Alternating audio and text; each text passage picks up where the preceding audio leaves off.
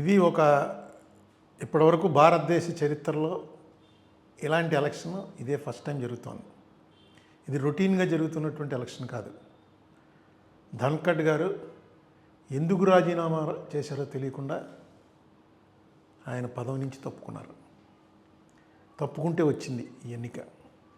డెఫినెట్గా మోడీ గారితో డిఫర్ అయ్యే ఆయన తప్పుకుని ఉంటాడని అనుకోవాలి. ఎందుకంటే మోడీ గారితో డిఫర్ అవ్వకపోతే రాజీనామా చేయవలసినంత పని లేదు. ఒంట్లో బాగోపోతే 4 రోజులు ట్రీట్మెంట్ తీసుకుంటారు. డిప్యూటీ చైర్మన్ నడుపుతాడు. అసలు యాక్చువల్గా డిప్యూటీ చైర్మన్లే నడుపుతారు. చైర్మన్ ఊరికే వచ్చి చైర్మన్ ప్లస్ ఉపరాష్ట్రపతి ఒకళ్ళే ఉంటారు.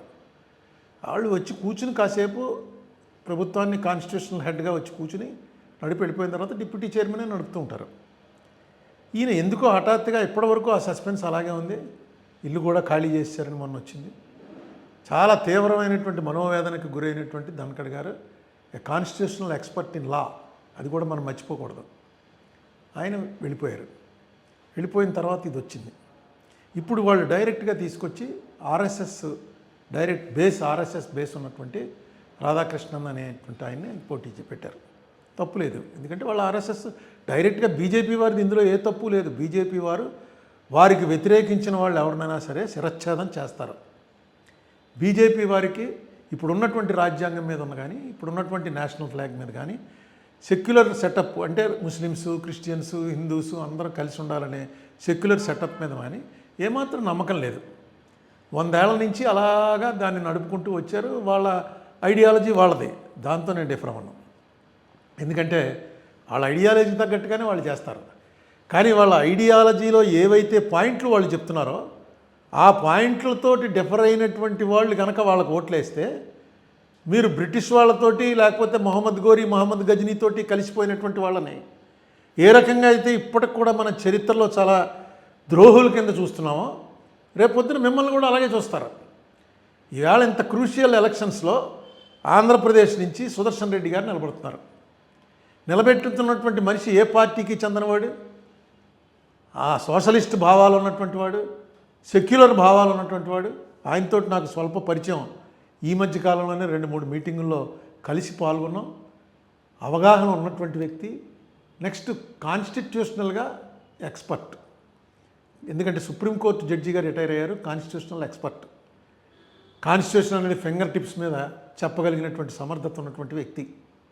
ఈవేళ ఆయన్ని కూటమికి వ్యతిరేకమైనటువంటి అభ్యర్థిగా నిలబెట్టారు. ఇప్పుడు మన స్టేట్లో ఉన్నటువంటి అందరు ఎంపీలు కూడా ఆయనకు ఓటేయడానికి ఎలాంటి అభ్యంతరం ఉండదు. ఎందుకంటే అదేంటంటే కూటమిలో మేము భాగస్వాములం కదా అని టీడీపీ వారు అనుకోక్కర్లేదు. ఎందుకంటే ఆ పార్టీ పేరే తెలుగుదేశం పార్టీ. ఈ తెలుగు వాళ్ళ కోసం, వాళ్ళ ప్రైడ్ కోసం ఎన్టీ రామారావు గారు పెట్టినటువంటి పార్టీ. ఎప్పుడైతే తెలుగు అభ్యర్థి సుదర్శన్ రెడ్డి గారు పోటీ చేస్తున్నాడో మాకు ఈ పార్టీలు ఇవన్నీ కాదండి, మా తెలుగుదేశం పార్టీ సుదర్శన్ రెడ్డి గారికే ఓటేస్తాం మేము అని చెప్పి డైరెక్ట్గా వేయచ్చు. ఎందుకంటే ఇది సీక్రెట్ ఓటు. ఒకవేళ డైరెక్ట్గా వేయటం ఇష్టం లేకపోతే మీరు పార్టీలో నిర్ణయం తీసుకుని ఎవరికి ఓటేశారో ఏం తెలియదు. దీంట్లో విప్పులు ఉండవు. పార్టీ విప్పుకు వ్యతిరేకంగా ఓటేశారని విప్పు ఉండదు. అంతేకాదు ఎవరికేసారో కూడా తెలియదు.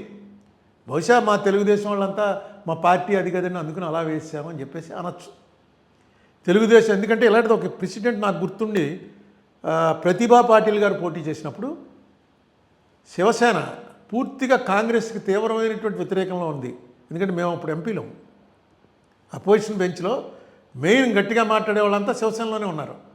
వాళ్ళు కాంగ్రెస్ క్యాండిడేట్ని పెడితే ప్రతిభా పాటిల్ గారిని, అదే యూపీఏ క్యాండిడేట్ని, వాళ్ళు ఓటేస్తాం డైరెక్ట్గా చెప్పారు. ఏంటంటే మాది మహారాష్ట్ర, ఆవిడది మహారాష్ట్ర, మా మహారాష్ట్ర ప్రైడ్ కోసమే శివసేన వచ్చింది, అందుకని మేము డైరెక్ట్గా వేస్తున్నామని if I remembrance is correct వాళ్ళు వేశారు. అలాగా ఇలాంటివి చాలా ఉన్నాయి ప్రెసిడెంట్లు.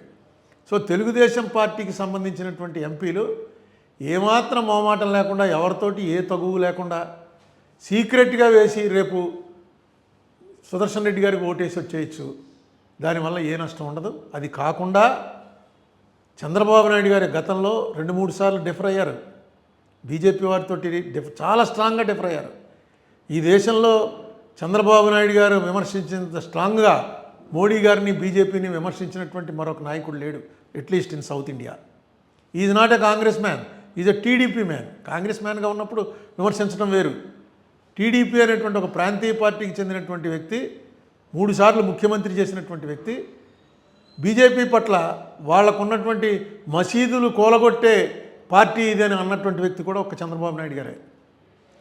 ఈవేళ ఈ అవకాశం వచ్చింది. ఈ అవకాశం కూడా మీరు చేస్తున్నది to safeguard the interest of the country. కాబట్టి చంద్రబాబు నాయుడు గారి పార్టీ కూడా చేయొచ్చు. ఇక జగన్మోహన్ రెడ్డి గారి పార్టీ అయితే అది ఎలా వేస్తుందో నాకు అర్థం అవట్లే. మరి ప్రకటించినట్టు పేపర్లో చూశాను. మీరు కూటమికి వ్యతిరేకంగా పోటీ చేసి ఎలక్షన్లో ఓడిపోయి, అంత ముందు ఎలక్షన్లో కూడా కూటమికి వ్యతిరేకంగానే పోటీ చేశారు 14లో. సరే 19లో విడిపోయింది, మెయిన్ తెలుగుదేశం పార్టీ అయింది. 24లో కూటమి బీజేపీ, జనసేన, టీడీపీ కలిపి పోటీ చేసి మిమ్మల్ని ఓడిస్తే మీరు ఆ బీజేపీ అభ్యర్థికి ఏ కారణం మీద ఓటేస్తానంటున్నారు నాకు అర్థం అలా. ఎందుకంటే సుదర్శన్ రెడ్డి గారు ఆయనే పార్టీ వాడు కాదు, మీకు కాంగ్రెస్ అంటే ఇష్టం లేదు, కాంగ్రెస్ మీ మీద కేసులు పెట్టింది అంటున్నారు. సుదర్శన్ రెడ్డి ఏం పార్టీ వాడు కాదే. ఆయన కాన్స్టిట్యూషన్ నిలబెట్టడం కోసం ఒక ప్రయోగం చేస్తున్నారు. కాన్స్టిట్యూషన్ నిజంగా నిలబెట్టగలడు. ఆ నిలబెట్టగలిగినటువంటి సత్తా ఉన్నటువంటి వ్యక్తి, ఏ పార్టీకి సంబంధం లేనటువంటి వ్యక్తి. ఇక ఎంతకన్నా ఆపర్చునిటీ మీకు ఏమొస్తుంది? ఇటువంటి విషయాల్లో కూడా మీ డిసెంట్ చెప్పలేకపోతే, మీరు మీ వ్యతిరేకుల విషయంలో కూడా మీరు మీ డిసెంట్ చెప్పలేకపోతే ఎలాగా? నాకు అర్థం లేదు అసలు వైసీపీ ఎందుకు సపోర్ట్ చేస్తానందో. చాలా తప్పు అసలు. ఒక హోమ్ మినిస్టర్ స్థాయిలో ఉన్నటువంటి వ్యక్తి ఒక కోర్టు తీర్పుని వ్యతిరేకించవచ్చు, నువ్వు తప్పేం లేదు. ఒక కోర్టు తీర్పుకి ఉద్దేశాలు జడ్జి గారికి ఆపాదించడం అనేది ఇట్స్ కంటెంప్ట్. ఇది తీర్పు తప్పు అయితే ఖచ్చితంగా బహిరంగంగా చెప్పచ్చు, ఇదేం తీర్పు అండి, ఇది ఇలాంటి తీర్పు. ఇప్పుడు ఈ బాబరీ మసీద్ తీర్పు వచ్చింది, అందరూ విమర్శించారు.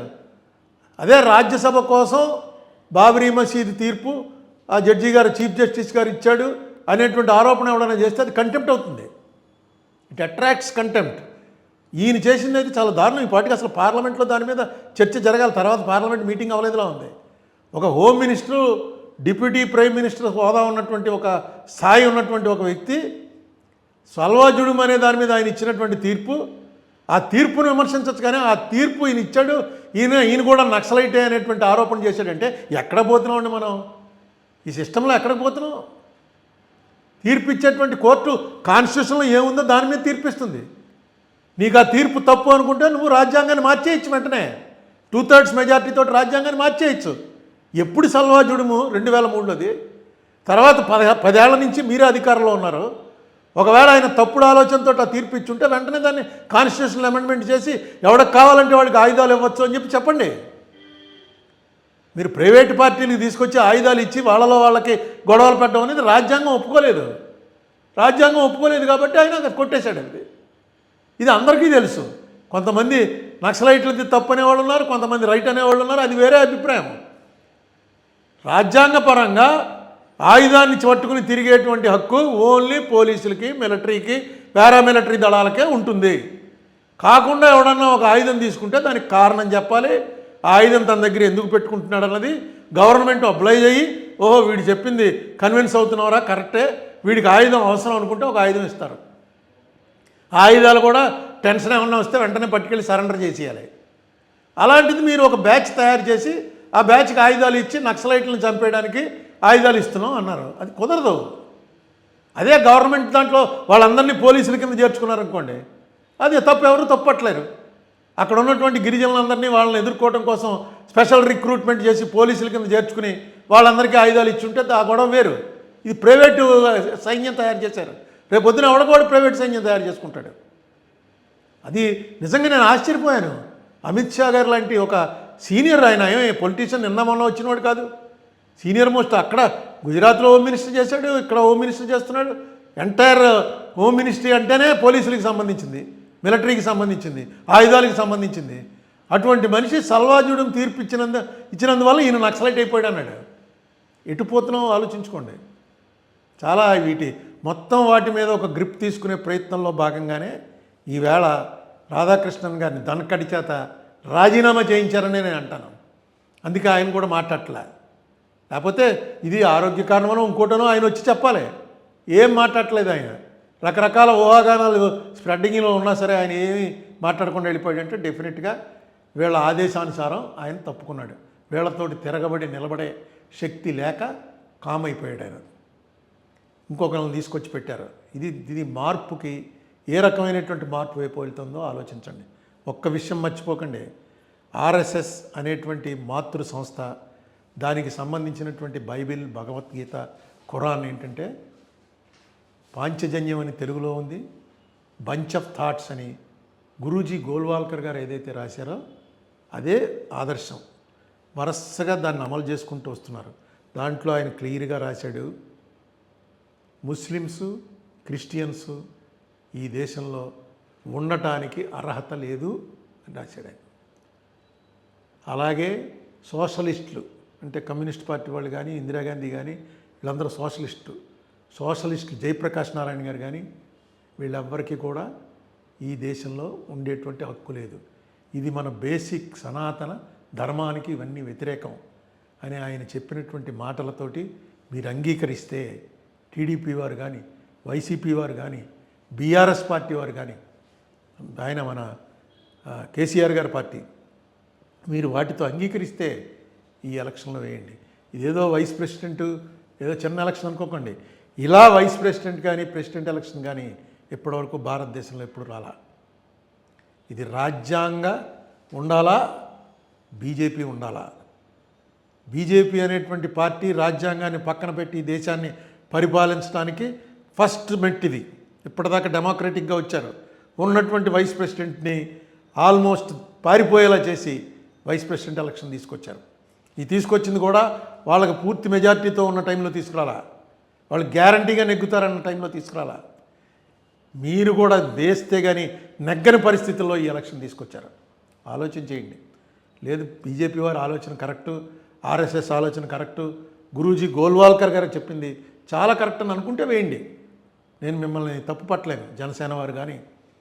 ఎందుకంటే మీరు ఆ పార్టీలో ఐడియాలజీలో ఇప్పుడు అలాగే బీజేపీ వాళ్ళు మా ఐడియాలజీ ఇదే అంటారు. ఆ ఐడియాలజీ ఇదే అన్నప్పుడు మనం ఏమనగలం? వాళ్ళతో విభేదించి ఆర్గ్యుమెంట్ చేయగలం. కానీ మీ ఐడియాలజీ ఇదే ఉన్న వాళ్ళని ఈ దేశంలోంచి పంపించేస్తాం, అలాంటి ఐడియాలజీ ఉండటానికి వీల్లేదు, మిమ్మల్ని అసలు బతకనేమో అని అంటాం తప్పు. అది సెక్యులర్ పాలసీ కాదు. సో బీజేపీ వారు వారి ప్రచారం వారు చేసుకుంటూ వస్తున్నారు. ఇప్పుడు ఏం చేస్తున్నారంటే ట్రిక్ ప్లే చేస్తున్నారనమాట. మీ మీద ఈడీ వాడతారనో, కేసు వాడతారనో, మరొక రకంగా ఇరుకును పెడతారనో భయపెట్టి, ఏ రకంగా అయితే బ్రిటిష్ వాళ్ళు ఈ దేశాన్ని స్వాధీనం చేసుకున్నారో, ఏ రకంగా గజనీ, గోరీ మొదలైనటువంటి వాళ్ళు ఇక్కడ ఉన్నటువంటి గొడవల్ని ఆసరాగా తీసుకుని వచ్చారో, ఆ రకంగా ఈ బీజేపీ ఆక్రమణ చేసేటువంటి ప్రయత్నం చేస్తుందేమోనని నా అనుమానం. చిచ్చి నీది అనుమానం, ప్రయత్నం ఏంటి? మేమంతా వాళ్ళకి సపోర్ట్ అయ్యా, ఏం ఆడుతున్నావు నువ్వు అనుకుంటే అది వేరే విషయం. కాదు ఇలాంటివి ఆపాలి అనుకుంటే ఇది right time, right opportunity. Please think over it. మీకు ఏం నచ్చితే అది సెలవు.